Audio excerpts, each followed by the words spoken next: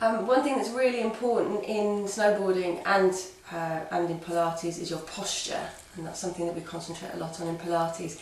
Now, Jez here is going to show the correct posture that you need. It's very important when you're snowboarding not to be moving about all over the place over the board. You need to be very confident and have your weight over the centre of the board.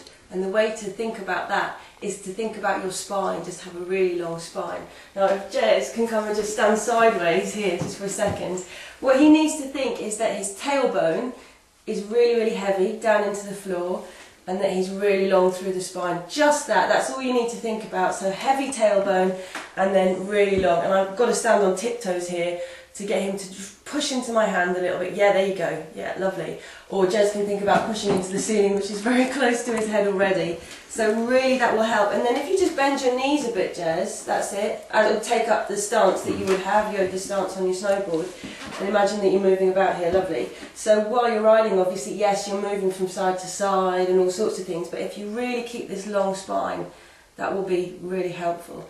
Now if you're not sure, thanks Jez, you just relax for a second, if you're not sure about your posture and if you're one of these people who bends over a little bit, maybe because you work at the computer or you've got an arch in your back, you can really feel for yourself where everything should be by standing against the wall. So Jez, if you can come and just put your heels against the wall. Sometimes it's more comfortable to have the heels further away, but really what you want here is heels near or touching the wall, and again the sense of the tailbone. We're talking about your sacrum at the base of your spine, your tailbone connected with the wall, and then a point in between your shoulder blades, and then lastly your skull.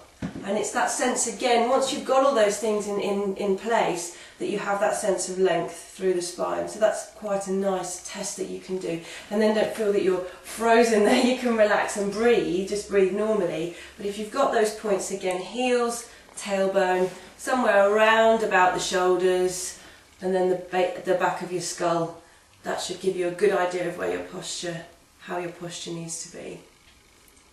Thank you, Jez. Thank you.